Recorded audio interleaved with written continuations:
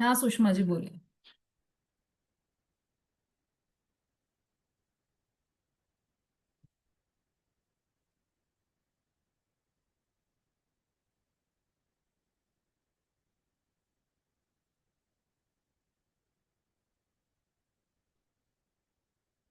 हम्म।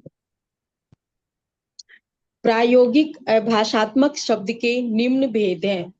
तत्, ढोल नगाड़े आदि से उत्पन्न होने वाले शब्द वह तत् हैं। वितत, तार वाली वीणा सितार आदि से उत्पन्न होने वाले शब्द। घन, घंटा आदि के बजाने से उत्पन्न होने वाले शब्द। सुशिर, बांसुरी या शंख आदि से उत्पन्न होने वाले शब्द। बंध, बंध दो तरह का है। वैस्त्राशिक बंध, जो पुरुष की अपेक्षा से रहित जो बंध होता है वह वैस्त्रैशिक बंध है। इसके दो भेद हैं, आदिमान बंध और अनादिमान बंध। आदिमान बंध स्निग्ध रुक्ष आदि के कारण जो बिजली, उल्कापात, बादल, आग, इंद्रधनुष आदि होते हैं उसे आदिमान वैस्त्रैशिक बंध कहते हैं, क्योंकि ये अनादि से नहीं है। और अनादिमान बंध जो अनादि से है, जैसे पुद्गल का अनादि नाद बंध महास्कंद आदि है। और प्रायोगिक बंध जो पुरुष की अपेक्षा सहित हो वह प्रायोगिक बंध है। इसके भी दो भेद हैं, अजीव विषयक और जीवाजीव विषयक। अजीव विषयक लाख और लकड़ी का जो बंध है वह अजीव विषयक प्रायोगिक बंध है। और जीवाजीव विषयक जीव के साथ जो कर्म और नो कर्म का बंध है वह जीवाजीव विषयक प्रायोगिक बंध है। सूक्ष्म, सूक्ष्म दो तरह का है, अंतय सूक्ष्म और आपेक्षिक सूक्ष्म। अनंत्य सूक्ष्म परमाणु अनंत्य सूक्ष्म है, जो कि सबसे ही ज्यादा सूक्ष्म है। आपेक्षिक आमले से बेर सूक्ष्म है, यह आपेक्षिक सूक्ष्म है। स्थूल, इसके भी दो भेद हैं, अनंत्य स्थूल जगत व्यापी महास्कंद, यह अनंत्य स्थूल है। और आपेक्षिक स्थूल जैसे बेर से स्थूल आमला। और संस्थान, आकृति या आकार को संस्थान कहते हैं, इसके भी दो भेद हैं, इत्थम लक्षण संस्थान जैसे गोल, त्रिकोण, चौरस, लंबा, चौड़ा आदि आकार इत्थम लक्षण संस्थान है, क्योंकि इनका वर्णन किया जा सकता है। अनित्थम लक्षण संस्थान, बादल आदि जिसकी की कोई निश्चित आकृति नहीं है वह अनित्थम लक्षण संस्थान है। परमाणु यह भी किसी भी आकार का हो सकता है। भेद, भेद का अर्थ है स्कंद के टुकड़े कर देना। ये भी 6 प्रकार के हैं। उत्कर, जैसे आरे से लकड़ी चीरने पर निकलने वाला बुरादा उत्कर है। चूर्ण, जो गेहूं, बाजरा आदि आदि का आटा चूर्ण है। खंड, घड़े आदि के टुकड़े खंड हैं। चूर्णिका, उड़द, मूंग, चना आदि दालों के छिलके को चूर्णिका कहते हैं। प्रतर, मेघ मेघ आदि के पटल प्रतर कहलाते हैं। अनुचटन, लोहे को गर्म कर पीटने पर जो चिंगारी निकलती है उसे अनुचटन कहते हैं। तम, यानी अंधकार, जो प्रकाश का विरोधी है वह अंधकार है। छाया, प्रकाश को ढकने वाली छाया है, वह दो प्रकार की होती है। तद्वर्ण परिणति, जैसे कि रंगीन कांच में से देखने पर जैसा कांच का रंग हो वैसा ही दिखाई देता है, वह तद्वर्ण परिणति कहलाती है। प्रतिबिंब स्वरूप, दर्पण, फोटो आदि में जो प्रतिबिंब देखा जाता है उसे प्रतिबिंब स्वरूप कहते हैं। आतप, सूर्य विमान के द्वारा जो उत्तम प्रकाश होता है उसे आतप कहते हैं। और उद्योत, चंद्रमा, चंद्रकांत मणि, दीपक आदि के प्रकाश को उद्योत कहते हैं। उपरोक्त भेदों में सूक्ष्म तथा संस्थान ये दो भेद परमाणु और स्कंद दोनों में होते हैं, और अन्य सब स्कंद के प्रकार हैं। अब पुद्गल के 6 भेद हैं। सूक्ष्म सूक्ष्म, यानी कि परमाणु सूक्ष्म सूक्ष्म है, क्योंकि उसका कोई भी विभाग नहीं हो सकता। सूक्ष्म, जिसका इंद्रियों के द्वारा भी ग्रहण न हो सके, जैसे कि कारमान शरीर। और सूक्ष्म स्थूल, जो आंखों से नहीं दिखे किंतु स्पर्शन, रसन, घ्राण और कर्ण, इन 4 इंद्रियों से जाना जा सकता है, जैसे शब्द और गंध। क्योंकि ये आंखों से दिखाई नहीं देते इसलिए सूक्ष्म है, और 4 इंद्रियों से जाने जाते हैं इसलिए स्थूल है। स्थूल सूक्ष्म, छाया, परछाई, प्रकाश आदि स्थूल सूक्ष्म है, क्योंकि वे आंखों से दिखाई देते हैं इसलिए स्थूल हैं, और उन्हें हाथ से हम पकड़ नहीं सकते इसलिए सूक्ष्म है। स्थूल जल, तेल आदि बहने वाले पदार्थ सब स्थूल हैं, क्योंकि छेदन भेदन से ये अलग हो जाते हैं, लेकिन इकट्ठे करने से मिल भी जाते हैं। स्थूल स्थूल पृथ्वी, पत्थर, काष्ठ आदि स्थूल स्थूल है, क्योंकि ये पृथक करने से पृथक तो हो जाते हैं, लेकिन फिर मिल नहीं सकते।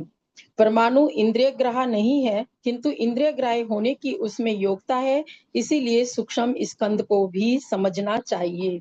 इसी इसी के साथ मैं अपनी वाणी को विराम देना चाहती हूँ। धन्यवाद। जय जिनेन्द्र। हाँ जी, बहुत बढ़िया। सभी क्लेप भी कर रहे हैं भाई, बहुत अच्छा और विस्तार से इन्होंने पूरा दिया है पुद्गल द्रव्य का वर्णन। और चूंकि यह विषय भी ऐसा ही था, सबसे ज्यादा पुद्गल द्रव्य का ही वर्णन आया इस अध्याय में, तो मेरे लिए आपेक्षिक भी थी सुषमा जी की पुद्गल द्रव्य का वर्णन वो ही करें तो ज्यादा अच्छा है। बहुत डिटेल में था।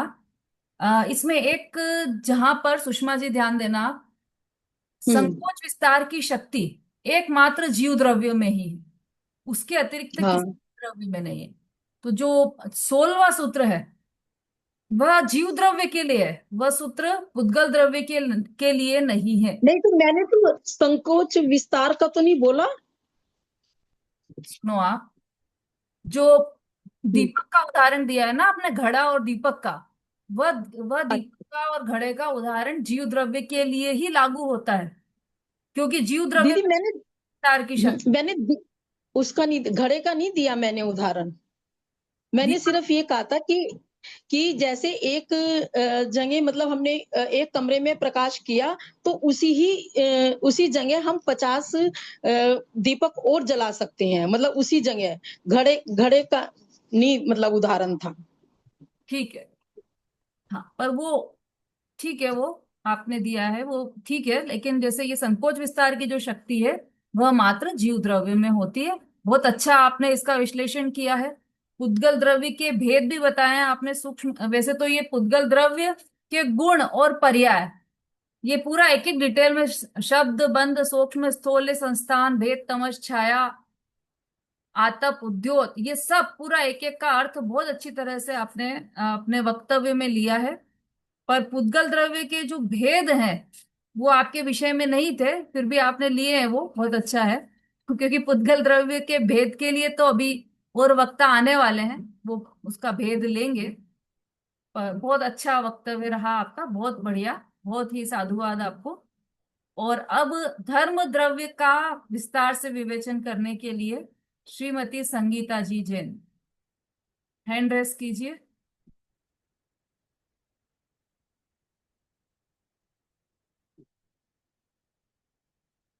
अब कौन सी संगीता जी हैं वो आप लोग डिसाइड कीजिए, मुझे पता नहीं है कि किसने लिखवाया था अपना नाम।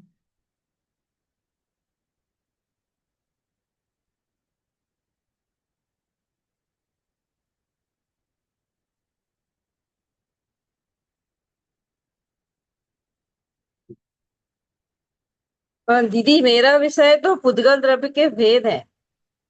25, अच्छा, 26, 27, 28 सूत्र बोला था आपने। चलिए तो आप उद्गल द्रव्य के भेद ही ले लीजिए, वो अच्छा रहेगा। उद्गल द्रव्य के भेद।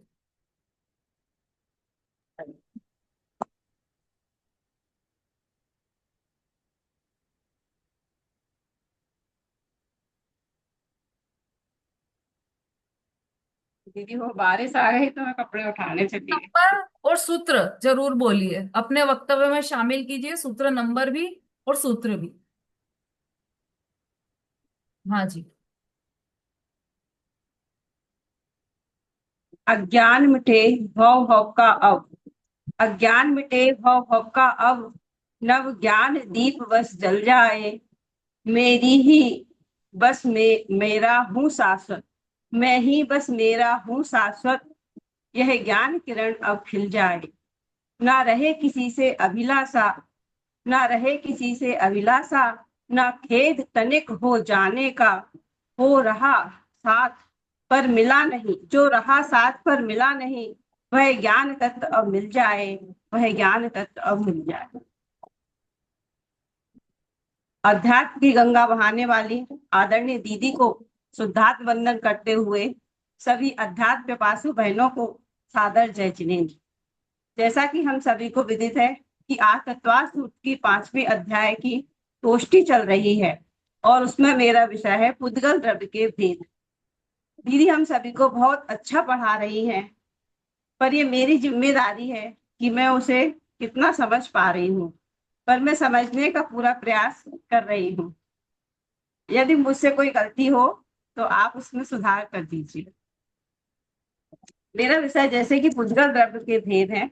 पुद्गल द्रव्य के 2 भेद हैं, अणु और स्कंद। अणु सूत्र नंबर है ये 25। जिसका विभाग ना हो सके अविभागी एक प्रदेशी पुद्गल को अणु कहते हैं। स्कंद 2-3 से लेकर अनंत परमाणुओं के पिंड को स्कंद कहते हैं। परमाणु स्वयं ही मध्य व स्वयं ही अंत है, क्योंकि वह एक प्रदेशी अविभागी है। अब स्कंधों की उत्पत्ति का कारण बतलाते हैं। सूत्र नंबर है 26। भेद संघातेभ्या उत्पद्यन्ते। परमाणुओं के भेद अलग होने से, संघात मिलने से अथवा भेद संघात दोनों से पुद्गल स्कंधों की उत्पत्ति होती है। भेद किसे कहते हैं? स्कंधों के टूटने को भेद कहा जाता है। संघात किसे कहते हैं? भिन्न परमाणुओं और स्कंधों के मिलकर एक हो जाने को संघात कहते हैं। स्कंध के 3 भेद होते हैं, भेद, संघात और भेद संघात। जैसे 100 परमाणुओं का स्कंध है, उसमें 10 परमाणु अलग हो जाने पर 90 परमाणुओं का जो स्कंध बना वह भेद का दृष्टांत है। 100 परमाणुओं के स्कंध में 10 परमाणु मिलने पर 110 परमाणुओं का स्कंध हुआ, यह संघात का दृष्टांत है। ऐसे ही उसमें एक साथ 10 परमाणुओं के अलग होने को और 15 परमाणुओं के मिल जाने से 105 परमाणुओं का स्कंध हुआ, यह भेद संघात का दृष्टांत है। अब अणु की उत्पत्ति का कारण बताते हैं। भेदादणु सूत्र नंबर 27। भेदादणु अणु की उत्पत्ति भेद से होती है। परमाणुओं की उत्पत्ति स्कंधों के टूटने से होती है। अणु पुद्गल द्रव्य की स्वाभाविक अवस्था है, अतः उसकी उत्पत्ति संघात से नहीं होती और ना ही भेद संघात से होती। विशेषता है कि एक परमाणु में एक समय में रस गुण की एक पर्याय होती है, एक परमाणु में गंध गुण की एक समय में एक पर्याय होती है, एक परमाणु में वर्ण गुण की एक समय में एक पर्याय होती है और एक परमाणु में स्पर्श गुण की एक समय में 2 पर्याय होती हैं। परमाणु अकेला शब्द रूप परिणमित नहीं हो सकता, स्कंध ही शब्द रूप परिणमित होता है।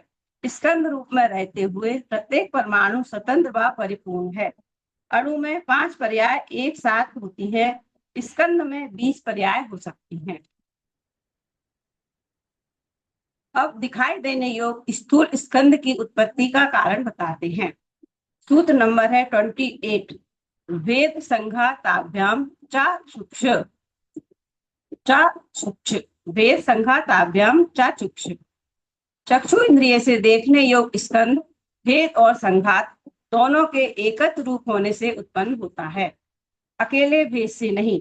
जैसे एक सूक्ष्म स्कंध है, वह टूट जाता है, टूटने से उसके 2 टुकड़े हो जाने पर भी सूक्ष्म ही बना रहता है और इस तरह वह चक्षु इंद्रिय के द्वारा नहीं देखा जा सकता।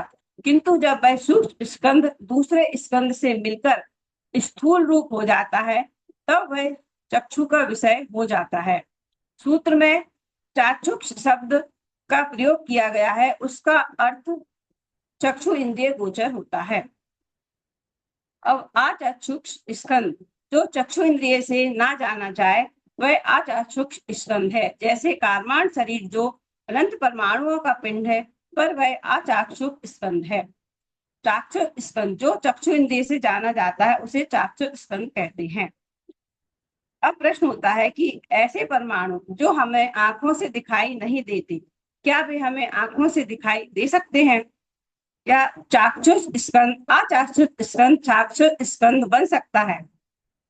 जब हाइड्रोजन H2 और ऑक्सीजन O2 अणु आपस में मिलते हैं तो पानी H2O बनता है। ये दोनों नेत्र इंद्रिय से अगोचर स्कंद हैं। दोनों के मिलाप होने पर नेत्र इंद्रिय गोचर जल हो जाता है। ऐसे H2 और ऑक्सीजन, हाइड्रोजन और ऑक्सीजन जो होते हैं वो नेत्र इंद्रिय से दिखाई नहीं देते, पर जब दोनों आपस में मिल जाते हैं तो O2 H2O बन जाता है। इसलिए कह सकते हैं कि अचाक्षुष स्कंद चाक्षुष स्कंद बन सकता है। सभी को हो सकता है इसमें मुझसे कोई गलती भी हुई हो। आप देखो।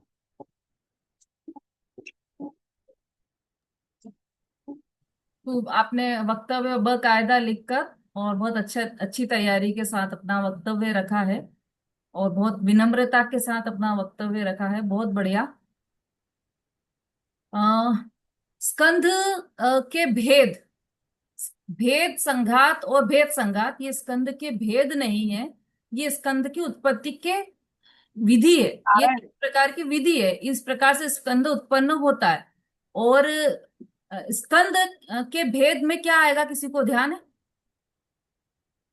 स्कंद के भेद किसी को थोड़ा सा भी ध्यान हो तो हैंड रेस कीजिए।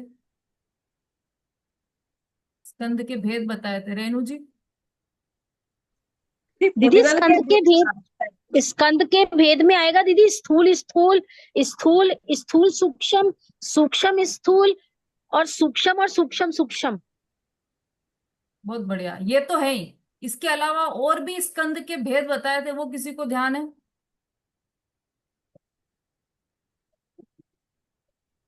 हाँ बोलिए आंचल जी। जी, स्कंद देश और प्रदेश। हाँ बिल्कुल सही।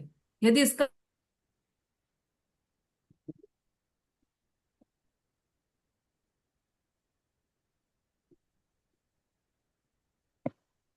आवाज ही नहीं आ रही। आवाज गई, आपकी आवाज, आवाज नहीं आ रही थी दीदी अभी। आपकी आवाज गई दीदी। अच्छा अच्छा sorry। ठीक। अ, हाँ। ये जो अभी आंचल जी ने बताया ना, वो बिल्कुल सही है। देश स्कंद, प्रदेश स्कंद और स्कंद, ये तीन भेद हैं स्कंद। और जो वो है भेद संगात और भेद संगात, ये स्कंद के भेद नहीं है। इन विधियों से स्कंद बनता है, वो उसके भेद ये हैं। उसका कारण ही लिखा है इसमें, स्थूल उत्पत्ति का स्कंद की कारण है ना, उत्पत्ति का कारण। स्कंद के भेद नहीं है। स्कंद के भेद तो देश भेद, स्कंद, प्रदेश स्कंद और स्कंद है। नहीं, स्कंद के भेद नहीं है, उत्पत्ति के कारण है ये। हाँ उत्पत्ति का कारण ही बोला है, और विषय था पुद्गल के भेद। विषय तो पुद्गल के भेद ही है, लेकिन आपने ऐसा बोला था उस समय कि पुद्गल के भेद तीन प्रकार के हैं, भेद, भेद संगात और भेद संगात, है हाँ ना? हाँ। पुद्गल के भेद नहीं है, उसमें आप सुधार कर लीजिएगा। चलिए, अब आज तो समय हो गया है। अम, अगले वक्ता हमारे रेणु जी थे। रेणु जी, कितनी देर का है वक्तव्य आपका? 2-5 मिनट का दीदी हो कम तो? से कम 5-7 मिनट का तो है दीदी, 5-7 मिनट तो लगेंगे कम से कम। तो सब तैयार है क्या 5-7 मिनट और रुकने के लिए? ठीक है, चलिए रेणु जी, आपका विषय है पुद्गल, नहीं, स्कंद रूप बंध का स्वरूप। इस विषय जी पर अपना वक्तव्य रखने आ रही है रेणु जी, फरीदाबाद। जी। नमो अरिहंताणम, नमो सिद्धाणम, नमो आयरियाणम, नमो वज्रयाणम, नमो लोये सव्ये साहुणम। मोक्ष मार्गस्य नेतारम, भेतारम कर्म भूभ्रताम, ज्ञातारम विश्व तत्वानाम, वंदे तद्गुण लब्धये। सभी साधर्मी बहनों और भाइयों को जय जिनेन्द्र। आज हम तत्वार्थ सूत्र के अध्याय 5 अजीव द्रव्य के व सत्य लक्षण पर गोष्ठी करने के लिए एकत्रित हुए हैं। इस गोष्ठी में पंचम अध्याय में मेरा विषय है पुद्गल के बंध के कारण। तो मैं अपने विषय पर आती हूँ। इस विषय में मेरा पहला सूत्र है स्निग्ध रूक्षत्वाद बंधा। परमाणुओं में बंध होने का कारण स्निग्धता और रूक्षता, इन दोनों के कारण ही पुद्गल परमाणुओं का परस्पर बंध होता है। बंध किसे कहते हैं? अनेक पदार्थों में एक पने का ज्ञान कराने वाले संबंध विशेष को बंध कहते हैं। स्निग्ध का अर्थ है चिकनापन और रूक्ष का अर्थ है रूखापन। ये पुद्गल के स्पर्श गुण की पर्याय हैं, जो पुद्गल के परस्पर बंध में प्रायोजक मानी गई हैं। किन्हीं परवाणियों में स्कंद तो किन्हीं में रूक्ष गुण होता है। इन दोनों में अविभागी प्रतिच्छेद बहुत से होते हैं। शक्ति के सबसे जघन्य अंश को अविभागी प्रतिच्छेद कहते हैं। एक एक परमाणु में अनंत अविभागी प्रतिच्छेद होते हैं और वे घटते बढ़ते रहते हैं। कभी संख्यात, कभी असंख्यात, तो कभी कम अविभागी प्रतिच्छेद रह जाते हैं। इस तरह परमाणुओं में स्निग्धता व रूक्षता हीन या अधिक होती है, जिसका अनुमान हम स्कंदों को देखकर कर सकते हैं। जैसे जल से बकरी के दूध में, गाय के दूध घी से भैंस के दूध घी में चिकनाई अधिक पाई जाती है। इसी तरह धूल से रेत में, रेत से बजरी में रूखापन अधिक होता है। वैसे ही परमाणुओं में भी स्निग्धता और रूक्षता कम अधिक होती है। वही पुद्गल में बंध का कारण है। पुद्गलों में अन्य गुण पर्याय बंध कराने में कारण नहीं है। आत्मा में कर्मों का बंध भी रूक्षता और स्निग्धता के कारण ही होता है। आत्मा में राग द्वेष ना हो तो कर्म का बंधन नहीं होता। अब मैं अपने दूसरे सूत्र पर आती हूँ। सूत्र नंबर है 34। ना जघन्य गुणा नाम। जिन परमाणुओं में स्निग्धता और रूक्षता का एक अविभागी प्रतिच्छेद रह जाता है, उसमें बंध नहीं होता। वे तब तक परमाणु दशा में ही बने रहते हैं जब तक उनकी जघन्य पर्याय नहीं बदल जाती। इससे यह फलित होता है कि जिसकी जघन्य पर्याय नहीं है उसका बंध हो सकता है, परंतु इसमें भी अपवाद है, जो हम अगले सूत्र में बताएंगे। अगला सूत्र है मेरा गुण साम्य सदृशा नाम। गुणों की समानता होने पर भी सजातीय परमाणुओं का बंध नहीं होता। यदि बंधने वाले परमाणु सदृश हो और उसमें बराबर अविभागी प्रतिच्छेद हो तो उनका बंध नहीं होता। जैसे दो स्निग्ध वाले परमाणुओं का अन्य दो स्निग्ध वाले परमाणुओं के साथ, इसी तरह दो गुण रूक्षता वाले परमाणुओं का दो गुण स्निग्धता वाले परमाणुओं के साथ बंध नहीं होता। यदि गुणों की संख्या में विषमता हो तो सजातियों का भी बंध हो जाता है। मेरा चौथा सूत्र है द्वैधिकादि गुणानाम तु। बंध किसका होता है? दो अधिक गुणों वालों के साथ ही बंध होता है। जैसे दो गुण वाले परमाणु का चार गुण वाले परमाणु के साथ, तीन गुण वालों का पांच गुण वालों के साथ होता है। इसमें अधिक व कम गुण वाले परमाणुओं के साथ नहीं होता। वह बंध स्निग्ध का स्निग्ध के साथ, रूक्ष का रूक्ष के साथ, स्निग्ध का रूक्ष के साथ और रूक्ष का स्निग्ध के साथ होता है। अब हम बंध में होने वाली अवस्था के बारे में चर्चा करेंगे, जिसका सूत्र है बंधे अधिको परिणामिको च। बंध की अवस्था में अधिक गुण वाले परमाणु कम गुण वाले परमाणुओं को अपने रूप बना लेते हैं। जिस प्रकार गीला गुड़ उस पर पड़ी धूल को अपने रूप परिणमित कर लेता है, इससे दोनों मिलकर एक हो जाते हैं और उनके रूप, रस आदि गुणों में भी परिवर्तन होकर स्निग्ध बन जाता है। इसी कारण बंधने वाले परमाणुओं में दो गुण का अंतर रखा है। इससे अधिक अंतर होने में एक परमाणु दूसरे से मिल तो सकते हैं, किंतु तीसरी अवस्था प्रकट नहीं हो सकती। इस प्रकार का अंतर न रखने से, दोनों बलशाली होने से एक दूसरे को अपने रूप परिणाम नहीं परिणाम कर अलग अलग ही रह जाते हैं। मैं यहीं पर अपनी भाषा को विराम देती